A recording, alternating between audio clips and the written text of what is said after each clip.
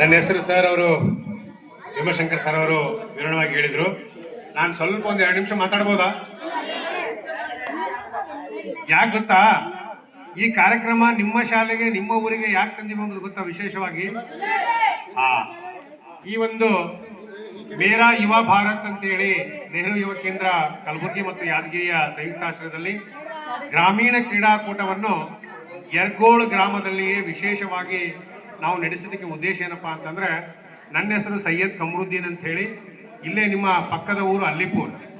ನಾನು ಜಿಲ್ಲಾ ಸಂಘಟಕನಾಗಿ ಭಾರತ ಸೇವಾದಳ ಶಾಲಾ ಶಿಕ್ಷಣ ಇಲಾಖೆ ಉಪನಿರ್ದೇಶಕರ ಕಾರ್ಯಾಲಯದಲ್ಲಿ ಕೆಲಸವನ್ನು ಮಾಡ್ತಾ ಇದ್ದೀನಿ. ಸರಿನಾ? ನಾನೊಬ್ಬ ಶಿಕ್ಷಕನಾಗಿ ಕೂಡ ಕೆಲಸ ಮಾಡ್ತಾ ಇದ್ದೀನಿ. ನಾನು ಕೂಡ ಇದೇ ಊರಿನಲ್ಲಿ ನಿಮ್ಮ ಶಾಲೆಯಲ್ಲಿ 5ನೇ ತರಗತಿ ಮತ್ತು 6ನೇ ತರಗತಿ ಇಲ್ಲೇ ನಾನು ಓದಿದ್ದು. ನಾನು ಓದುವಾಗ ಬಸ್ಸಿನ ಸಮಸ್ಯೆ ಬಾಳಿತ್ತು. ಅಲ್ಲಿಪುರದಿಂದ ಯರಗೋಳಕ್ಕೆ 8 ಕಿಲೋಮೀಟರ್ ನಡ್ಕೊಂತ ಬರ್ತಿದ್ದೀವಿ, ನಡ್ಕೊಂತ ಹೋಗ್ತಿದ್ದೀವಿ.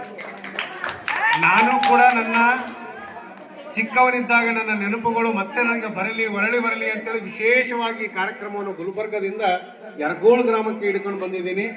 ತಾವೆಲ್ಲರೂ ನನ್ನ ಹಾಗೆಯೇ ಚೆನ್ನಾಗಿ ಓದಿ ಬರೆದು ಎಲ್ಲ ಕ್ರೀಡೆಗಳಲ್ಲಿ ಮತ್ತು ಎಲ್ಲದರಲ್ಲಿ ಭಾಗವಹಿಸಿ ತಾವೆಲ್ಲರೂ ದೊಡ್ಡ ವ್ಯಕ್ತಿ ಆಗ್ತೀನಿ ಅಂತ ಹೇಳಿ ನಾನು ಆಸೆಯನ್ನು ಇಟ್ಕೊಳ್ತೀನಿ. ಅದಲ್ವಾ? Thank you. ಈಗ ನೀವೆಲ್ಲರೂ ಬೆಳಗ್ಗೆಯಿಂದ ಸಾಯಂಕಾಲದವರೆಗೆ ಎಲ್ಲ ಕ್ರೀಡಾಕೂಟಗಳನ್ನು ಆಡಿದ್ದೀರಾ, ಎಲ್ಲದರಲ್ಲಿ ಭಾಗವಹಿಸಿದ್ರ. ಕೊನೆಯ ಕ್ಷಣ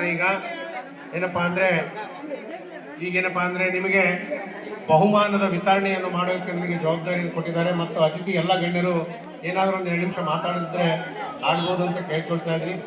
ನಮ್ಮ ವಿಶೇಷವಾಗಿ ಏನಪ್ಪ ಅಂದರೆ, ನಾವು ಭೀಮಶಂಕರ್ ಅವರಿಗೆ ಒಂದೇ ಮಾತು ದೂರವಾಣಿಯಲ್ಲಿ ಕೇಳ್ಕೊಂಡಿವಿ, ಹಣ ಈಗಿನ ಮಾತಿಗೆ ಗ್ರಾಮೀಣ ಕ್ರೀಡಾಕೂಟ ಮಾಡಬೇಕಾಗಿದೆ, ಅದು ವಿಶೇಷವಾಗಿ ಯರಗೋಳ್ನಲ್ಲಿ. ಸರ್, ನೀವು ಎನಿ ಟೈಮ್ ಬರ್ರಿ, ಯಾವಾಗಾದ್ರೂ ಬರ್ರಿ, ನೀವು ಯಾವ ಡೇಟ್ ಕೊಡ್ತೀರಾ, ಯಾವಾಗ ಕೊಡ್ತೀರಾ, ಆ ಡೇಟಿಗೆ ನಾನು ಸಂಪೂರ್ಣವಾಗಿ ಬೆಂಬಲ ಇದೆ, ನಾನು ಮಾಡಿಕೊಡ್ತೀನಿ ಅಂತೇಳಿ ಅವ್ರ ಪಾಪ ನಮಗೆ ಸಂಪೂರ್ಣವಾದ ಬೆಂಬಲ ಕೊಟ್ಟಿದ್ದಾರೆ. ಅವರಿಗೆ ನಾನು ಹೃತ್ಪೂರ್ವಕವಾದ ಅಭಿನಂದನೆಗಳನ್ನು ಕೂಡ ಹೇಳ್ತೇನೆ.